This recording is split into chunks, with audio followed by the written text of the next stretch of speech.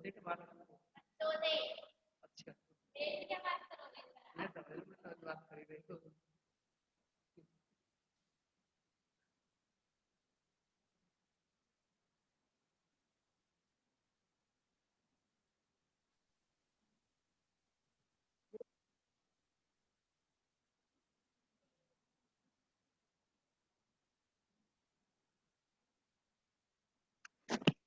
लालाओ offline होती तो कोई दिक्कत नहीं आई, वीडियो बाद में हो रहा है तब।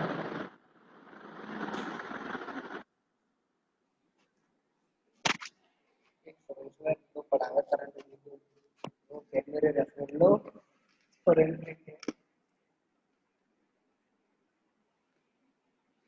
मेरे रख लो। मैं आपको याद लाया हूँ बंदा क्वेश्चन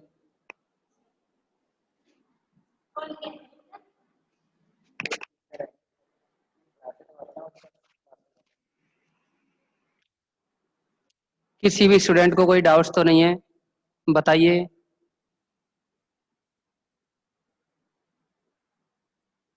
किसी भी स्टूडेंट को कोई डाउट्स हो तो बताओ।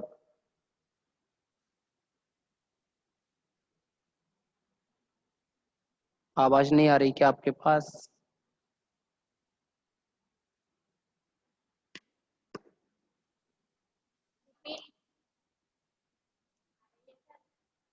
अरे आप लोगों की वजह से ही तो ये मिटाया नहीं था कि कोई ना कोई तो कहेगा कि रिपीट, इसीलिए मिटाया नहीं था। देख लो आपकी सोच से कहीं तक मैच है ना हमारी सोच।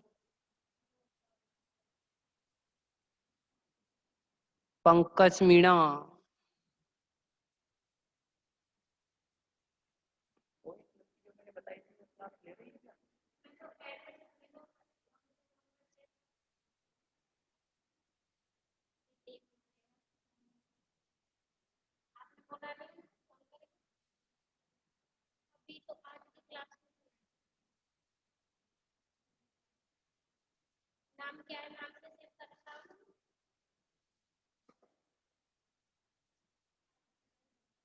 तो ये जो थर्ड यूनिट है इसमें फील्ड टॉपिक चल रहा था, अभी किसी बच्चे ने कहा कि रिपीट कर दो सर।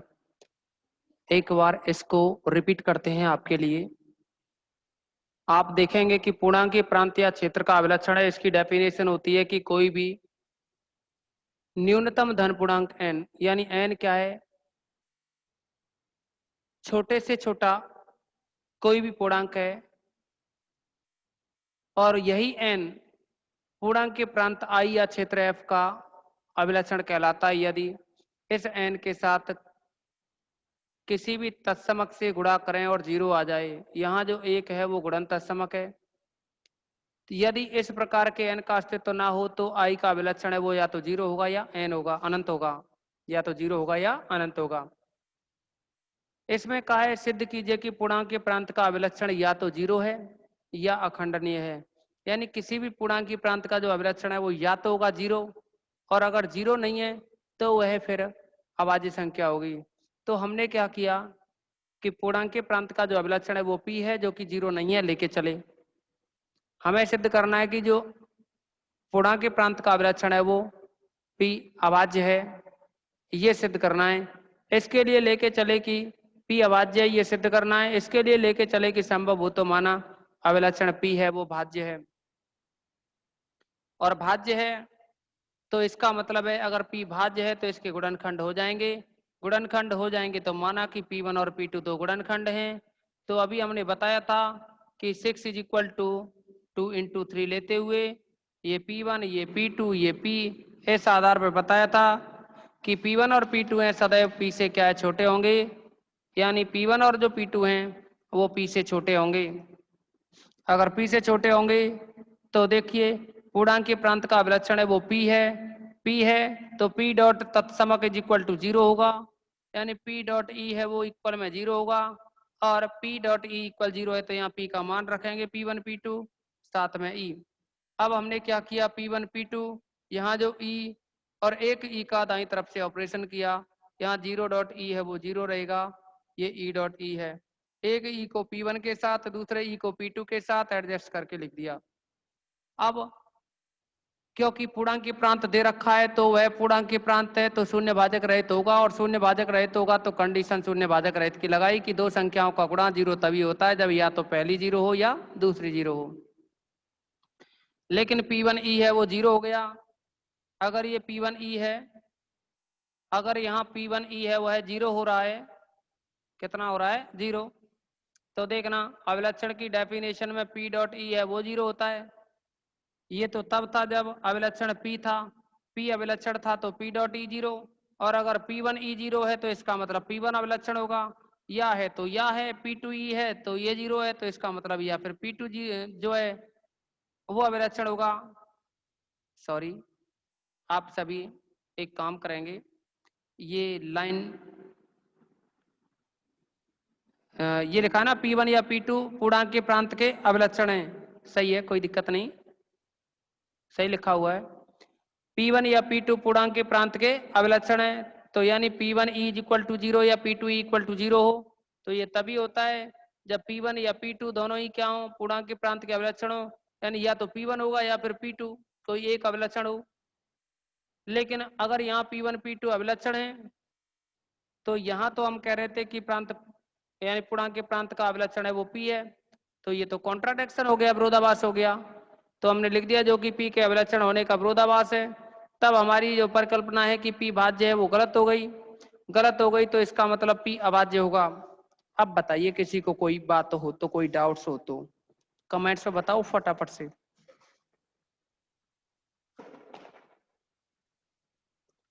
बताएंगे सभी, किसी भी स्टूडेंट को कोई डाउट्स हो तो।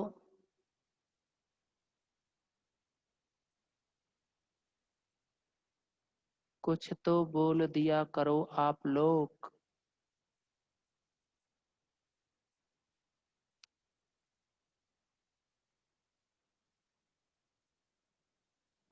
अब देखो इसमें क्या है, कुछ एग्जाम्पल्स हैं जिनमें से कि एग्जाम्पल फर्स्ट है वो आपको करा दिया गया। एग्जाम्पल फर्स्ट आपको करा दिया गया है, इसमें टिक करेंगे एग्जाम्पल। इसमें एग्जाम्पल सेकंड थर्ड होमवर्क में रहेंगे, और यहाँ फोर्थ और फिफ्थ जो एग्जाम्पल हैं बहुत ही महत्वपूर्ण हैं। इसके साथ ही एग्जाम्पल 6 और 8th करने हैं, 7th को ना करें। एक है इसमें 9th, तो हम पहले एग्जाम्पल नंबर जो 9th है इसको करा रहे हैं टाइम के अकॉर्डिंग। टाइम के अकॉर्डिंग एग्जाम्पल नंबर 9th को कंप्लीट कराते हैं। बहुत ही अच्छा है ये भी 9th एग्जाम्पल। जैसा कि अभी बताया था हमने, एग्जाम्पल 4th 5th और 9th ये दोनों ही एग्जाम्पल बहुत महत्वपूर्ण हैं।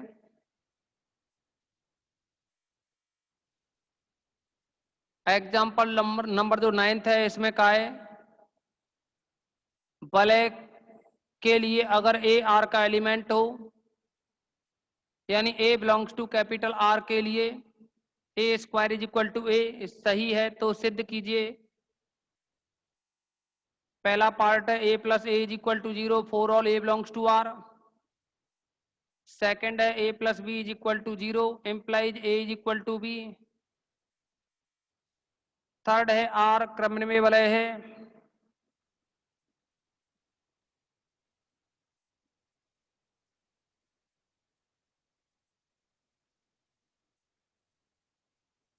आप सभी स्टूडेंट बोर्ड पर 5 मिनट नजर लगाए रखें, बस इधर उधर ना करें अपनी गर्दन। केवल और केवल 5 मिनट की बात है। आप देखेंगे इसमें पार्ट फर्स्ट ए आर का एलिमेंट है, तो ए क्या, ये ए आर का एलिमेंट है, आर रिंग है, रिंग है तो समृद्धता का पालन होगा योग के लिए, यानी ए प्लस ए है ये भी आर में बिलोंग करेगा। और अगर ए प्लस ए आर में बिलोंग करेगा तो यहाँ इस ए की जगह ए स्क्वायर इज इक्वल टू ए में अगर हम ए की जगह ए प्लस ए लिखें तो इसका स्क्वायर इक्वल ए के है, यानी ए की जगह हमने लिया है ए प्लस ए। अब आप यहाँ ए प्लस ए को लिख सकते हैं, A plus A dot A plus A equal to A plus A.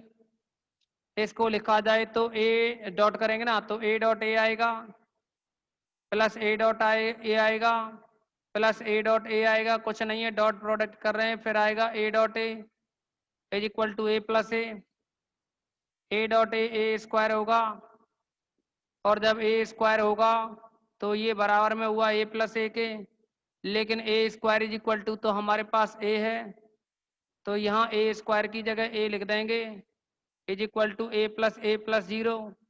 Zero इसलिए लिख दिया ए प्लस ए के साथ में जीरो क्योंकि ये योज्य तत्समक है, यह योज्य तत्समक है। और अगर यह योज्य तत्समक है तो यहाँ बाम-निरसन नियम से देखिए, बाम-निरसन नियम से इससे ये कैंसिल हो जाएगा ना, तो ए प्लस ए से ये ए प्लस ए कैंसिल करेंगे तो ये बचेगा यहाँ A plus A is equal to ये इधर जीरो, यहाँ ये कट हो जाएगा ना, पहला ब्रैकेट इस पहले ब्रैकेट से कैंसिल तो सेकंड नंबर का ब्रैकेट इक्वल होगा जीरो के। कैंसिलेशन लॉ लगाया है यहाँ, निरसन नियम। अब अगर हम यहाँ देखें तो ये तो हो गया आपका part first, A plus A is equal to zero. Second part की अगर हम बात करें तो A plus B is equal to zero लाना है, तो आप क्या करेंगे, इसमें ए प्लस बी है उसे लेके चलें जीरो, जो प्रूफ करना है वो है A is equal to B, A plus B is equal to zero ऐसे लेके चलें। किंतु फर्स्ट जो पार्ट है उसके according A plus A is equal to zero है, फर्स्ट जो पार्ट है उसमें A plus A is equal to zero है। देखेंगे आर एच एस इक्वल तो एल एच एस भी इक्वल कर देंगे, एक व दो से A plus B is equal to A plus ए, इसमें भी लेफ्ट कैंसिलेशन लॉ लगाएंगे तो ए से कैंसिल हो जाएगा, बी इज इक्वल टू ए आएगा, बी इज इक्वल टू ए निरसन नियम से। ये आपका पार्ट सेकंड हुआ। अभी हम थर्ड वाले पार्ट की बात करें जो कि क्रमनिर्णय प्रूव करना है, तो क्रमनिर्णय के लिए लेकर के चलें थर्ड वाले पार्ट में। For all A comma B belongs to R, यानी ए और बी रिंग आर के एलिमेंट हैं, तो इनमें जो प्लस ऑपरेशन लगाएं तो ये भी क्या है, क्लोजर प्रॉपर्टी से समृद्धता से ए प्लस बी है वो भी आर का एलिमेंट होगा, और अगर आर का एलिमेंट है तो ए स्क्वायर इज इक्वल टू ए के अकॉर्डिंग एम्प्लाइज ए की जगह है अपने पास ए प्लस बी, तो ए प्लस बी का whole square is equal to A plus B आएगा, since A square is equal to A. इस कंडीशन का यूज किया है हमने। अब ए प्लस बी का जो होल स्क्वायर है इसको हम लिख सकते हैं A plus B is equal to A plus B. A plus B का डॉट करें तो ये बनेगा ए डॉट ए फिर ए डॉट बी फिर यहाँ B dot A plus B dot B is equal to A plus B. आप देखेंगे ये ए स्क्वायर है प्लस का ए डॉट बी है प्लस का बी डॉट ए है प्लस का बी डॉट बी है is equal to A plus B. यहाँ इस बी डॉट बी को बी स्क्वायर लिख सकते हो। आप देखेंगे कि यहाँ A square is equal to A है तो फिर B square is equal to B होगा is equal to A plus B. A square is equal to A है, इस कंडीशन को यूज में लिया है। अब आप यहाँ देखेंगे कि लेफ्ट और राइट कैंसिलेशन लॉ है, लेफ्ट से लेफ्ट और राइट से राइट कैंसिल हो जाएगा, आरएचएस साइड में जीरो रहेगा जो कि एडिशन के लिए आइडेंटिटी एलिमेंट होगा ना। अब यहाँ ए से ए कैंसिल करें बी से बी कैंसिल करें तो ये बना A dot B plus B dot A is equal to zero. Condition लगा दें इसमें, निरसन नियम इसका यूज किया है। अब आप देखेंगे फर्स्ट वाली जो कंडीशन है उसमें फर्स्ट वाली जो कंडीशन है उसमें a plus A is equal to 0 है, तो यहाँ इस 0 की जगह a dot B plus A dot B लिख सकते हैं ना, यानी a डॉट बी को हमने a ही एलिमेंट माना है, इस a डॉट बी को a माना है तो इसको a मानेंगे, तो a plus A is equal to 0 हो गया। अब इसमें भी लेफ्ट कैंसिलेशन लॉ लगाएं तो a डॉट बी से a डॉट बी कैंसिल, तो यह रहेगा b dot A is equal to a dot B. यहाँ भी इनर्सन नियम लगा है, तो आप देखेंगे b डॉट ए बराबर a डॉट बी है, तब भले r है वो क्रम में है, क्योंकि ये क्रम में नियम हो गया ना, तब भले कैपिटल R एक क्रम विनिमय वलय है।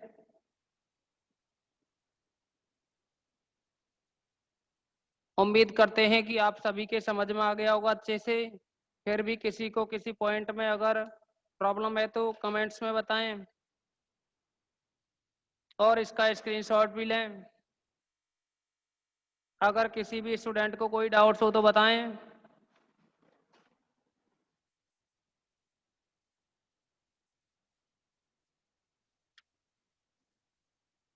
एग्जाम्पल 8 के लिए थोड़ी हिंट दे सकते हैं, उसमें जहां तक है कुछ एग्जाम्पल पूछे हैं ना उसने, अभी रुको देखते हैं क्या है। उसने ये कहा है कि निम्न में से प्रत्येक का एक उदाहरण दीजिए जो वलय है पूर्णांकीय प्रांत ना हो, तो यानी वलय तो है लेकिन पूर्णांकीय प्रांत नहीं है। ये उदाहरण तो आपको हम पहले करवा चुके हैं। इसमें तो क्या है कि तुम्हें एग्जाम्पल देने, ये एग्जाम्पल याद रखने पड़ेंगे इस टाइप के। तो पहला पार्ट है इसमें कि वलय हो पूर्णांकीय प्रांत ना हो, तो पूर्णांकीय प्रांत ना हो इसके लिए जो कंडीशन है वो याद होनी चाहिए आपको। पहले तो पूर्णांकीय प्रांत के लिए एक शून्य भाजक रहित की कंडीशन और आती है ना। अच्छा, पूर्णांकीय प्रांत के लिए गुणन के लिए क्रम विनिमय और गुणन के लिए तत्समक है, ये बताने होते हैं। तो इन तीनों चीजों को आपको प्रूव करना है, यानी वलय लेकर के चलना है पूर्णांकीय प्रांत सिद्ध कर, यानी एक वलय बतानी है जो पूर्णांकीय प्रांत ना हो, केवल और केवल वलय हो जो कि क्या है पूर्णांकीय प्रांत ना हो, अर्थात शून्य भाजक रहित की कंडीशन सेटिस्फाई ना करे, या फिर गुणन के लिए क्रम में ना हो, या फिर गुणन के लिए तत्समक ना हो, यानी इनमें से तीनों में से कोई भी कंडीशन सेटिस्फाई ना हो एक। जैसे कि आपकी बुक में दे रखा है कि समपूर्णांकों का समुच्चय सामान्य योग। देखिए समपूर्णांकों का समुच्चय ना, तो 0 2 4 6 8 ये आएंगे, एक का अंक होगा नहीं, और एक ही तो गुणन के लिए तत्समक होता है ना।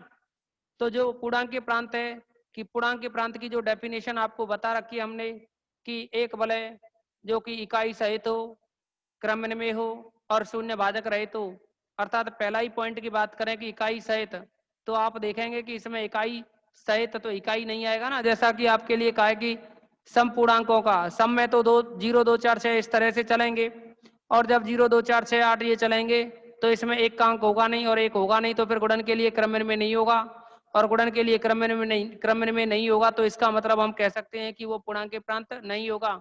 कोई एक कंडीशन फेल हो जाए तो उसी से हम कह देंगे कि वो पूर्णांकीय प्रांत नहीं होगा, लेकिन वलय होती है। ऐसे दूसरा है एक पूर्णांकीय प्रांत जो क्षेत्र ना हो। तो इस तरह से क्या है आपको एग्जाम्पल सेलेक्ट करने हैं, ठीक है ना। अरे वाह लाला, मनीष मनीष कुमार, अरे बुक है वो पाकिस्तान से लाए हैं, ऐसे वो चल रही है। क्यों भाई, पहली बार आए हो क्या क्लास में मनीष?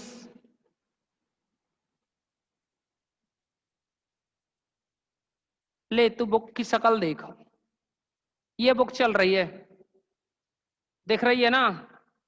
क्यों भाई,